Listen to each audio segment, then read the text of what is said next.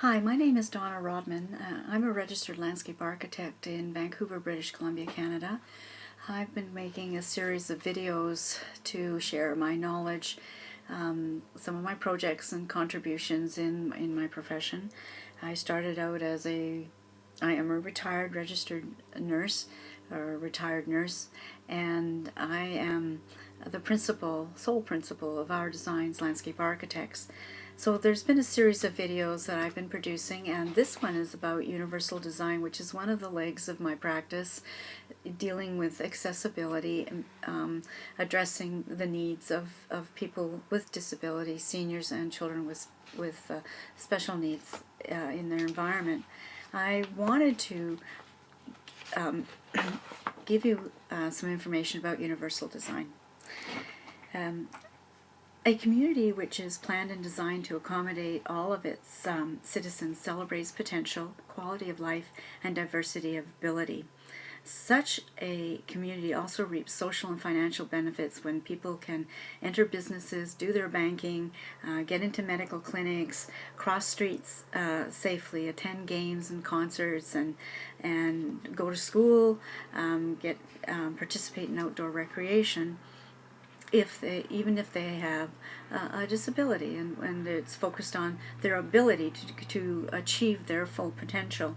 So the socially equitable model is called universal design, and it combines accessibility, adaptability, inclusivity, and freedom from barriers, and it allows for degrees of sensory awareness, all types of movement, levels of physical and intellectual function. And it was started, so barrier-free and accessibility has been around for quite some time, but in 1985, Mr. Ron Mace, an architect, he himself in a wheelchair in the United States, started to promote and pioneer the concept of universal design.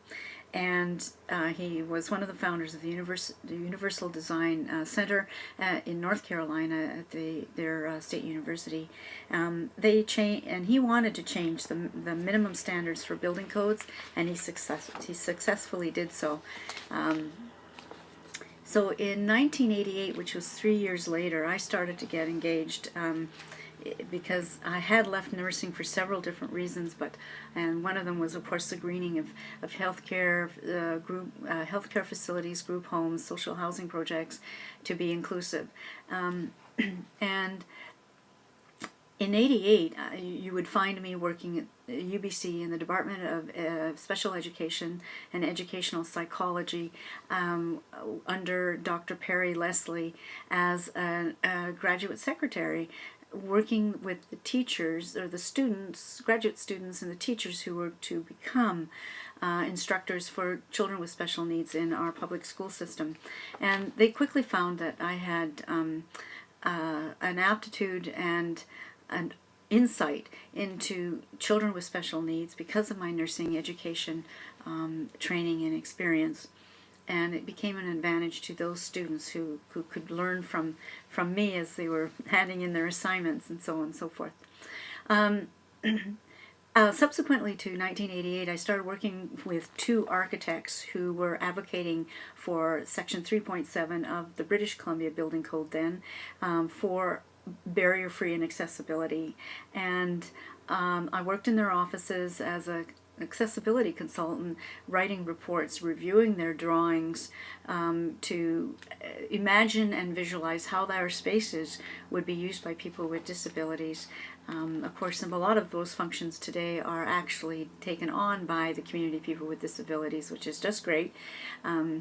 But at that time, it wasn't a popular thing to do, and I helped them with that. And so we upgraded and worked with Rick Hansen, the Rick Hansen Independent School. I did the new Greater Vancouver Public Library. I subconsulted with UBC, the University of British Columbia. I initially wrote their first mission statement on ability and disability on campus. So that's been my contribution from the start of my career. At the time that I was working for the architects, full-time I was going to school at the British Columbia Institute of Technology in building design to graduate as a technician, which I did in 1993. And then 2 years later I enrolled in the School of Landscape Architecture to become a registered landscape architect.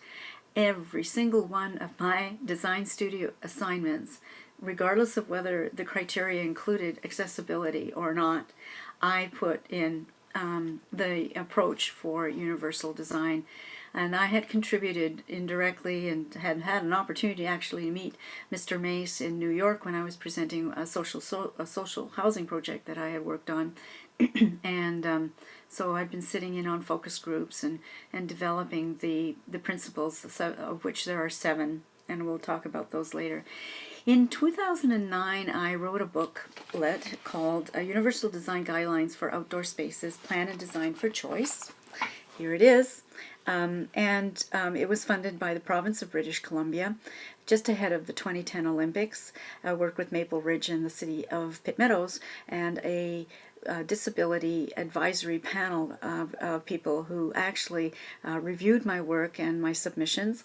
At about this point in time, I had over 19 years of experience as an accessibility consultant, and I was able to produce a piece of work which only had 300 publications, which are all gone now, but they're hopefully sitting on desks of engineers and planners, architects and landscape architects for reference for rationales.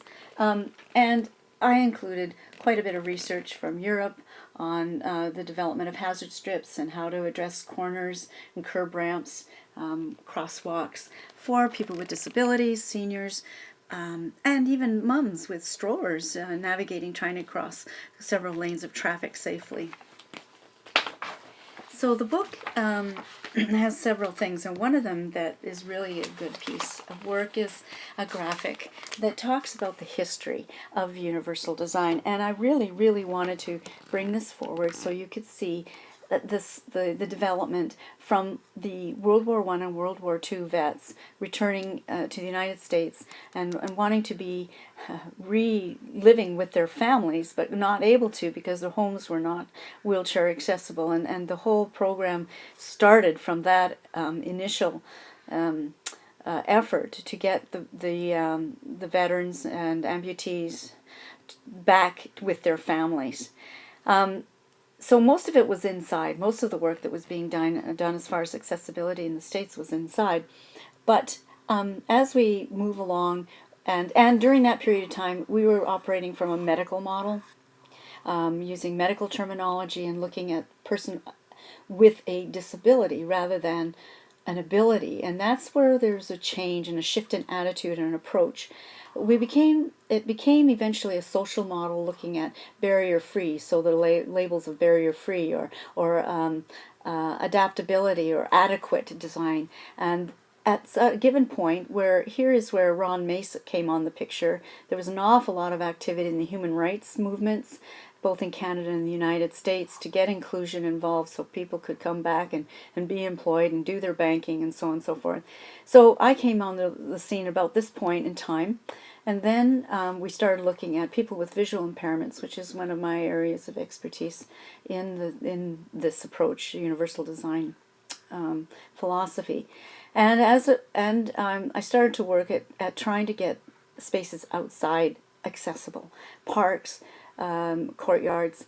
We started to look not only at people with visual impairments, but we expanded the consumer group to people with hearing impairments, people with cognitive impairments, and looking at wayfinding. And so we moved from a medical model to a social model to an equitable model now called universal design. There are 7 principles, and I'm going to go quickly through them. The first principle, equitable use, so that the design is useful and marketable to people with diverse abilities. The second is flexibility in use, that it accommodates a wide range of individual preferences and abilities. The third is simple and intuitive use. It's easy to understand regardless of the user's experience, knowledge, languages that they might use, skills that they may have, current concentration levels.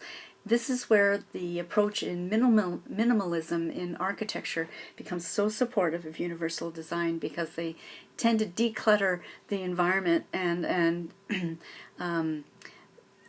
allow spaces to be far more open.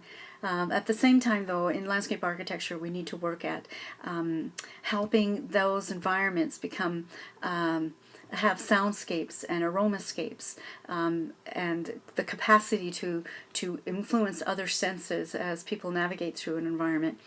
So it's nice that we have minimalism on our side.